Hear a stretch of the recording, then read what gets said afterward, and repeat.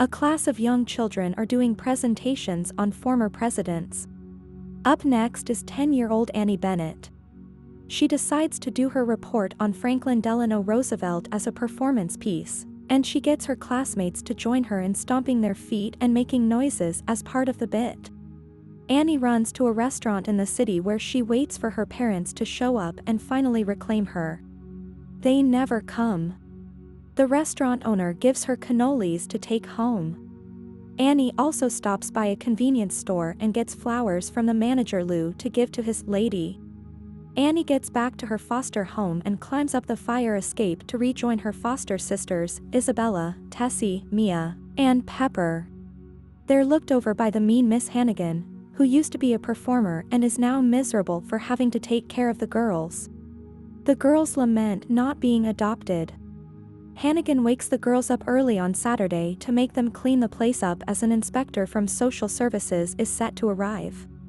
They sing "It's the Hard Knock Life" as they do their chores. The inspector comes over, and Hannigan flirts with him. After he leaves the room, the girls notice that he dropped a document containing their records. Annie takes it and seizes the opportunity to seek out her real parents. She makes an excuse with Hannigan to go out and do something while she goes on her mission. Annie stops by Lou's to do some work to get the money needed to get the documents. We meet Mr. Will Stacks, a cell phone mogul who is running for mayor of New York City. With him is his hotshot advisor Guy, his assistant Grace, and bodyguard Nash. Will is a germaphobe and also not very popular with voters compared to the current favorite Harold Gray. Will goes to feed the homeless and tries to eat the mashed potatoes to show how much he cares, only for him to spit it out in the face of a homeless man 3 times. Annie is unable to learn anything about her parents since she's not in the system. She walks home singing "Tomorrow." After the song, she sees 2 boys chasing a dog and throwing things at it. Annie chases after them and yells at them to stop. At the same time, Will is walking down the street. Annie accidentally bumps into him and falls into the street. Will grabs her and pulls her upright before a van drives by. A video of Will's heroic act hits the web, and he moves up several points in the race.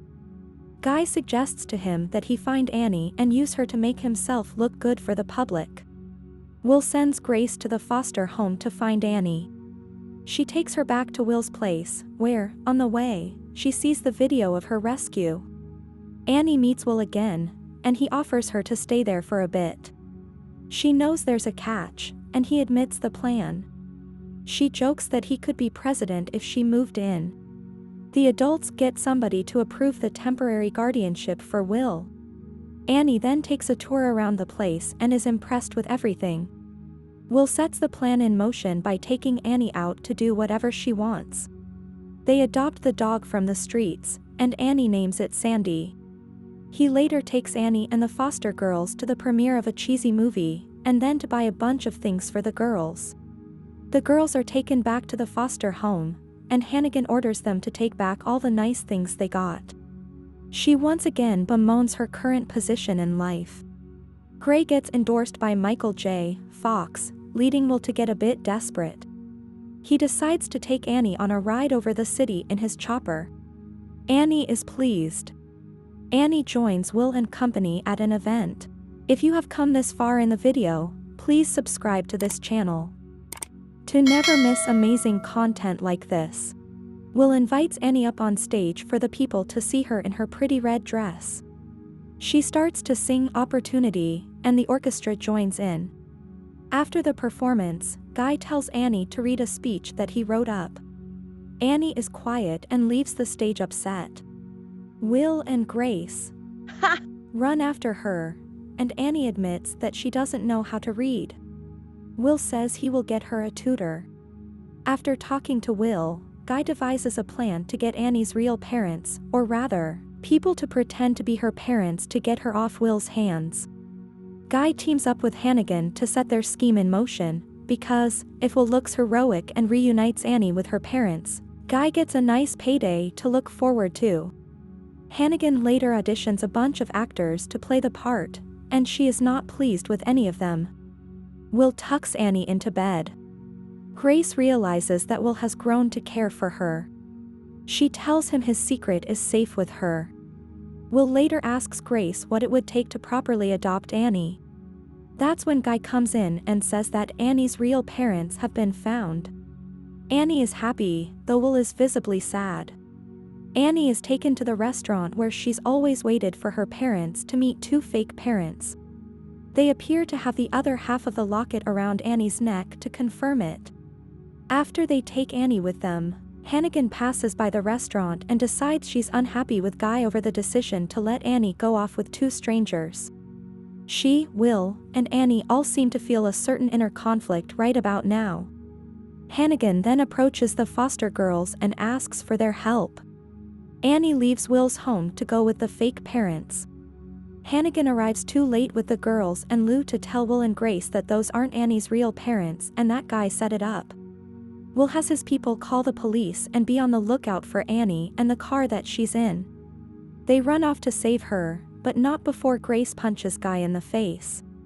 Annie asks the fake parents where they're going, and they respond rudely and indifferently. They make her think that Will knowingly dumped her on them, and she realizes they aren't her real parents. She starts to call out for help to anybody that sees her. The kids that see her take pictures of her and post them to Instagram and Twitter. This lets Annie's foster sisters to get a hold on her current location. They go with the adults in Will's chopper before spotting them over the George Washington Bridge. The police are also hot on their trail. The fake dad drives through the park before Will's pilot lands the chopper in front of them. The fake parents try and make a run for it, but the police tackle them to the ground. Will goes to Annie, who is mad since she thinks he abandoned her. Will apologizes and admits he didn't know that those people were fakes. The press arrives on the scene. To prove he really cares, Will officially withdraws from the mayoral race and decides to focus on raising Annie. Annie forgives him, but she decides one more thing needs to happen. She brings Grace toward Will, and he decides to formally ask her out to dinner.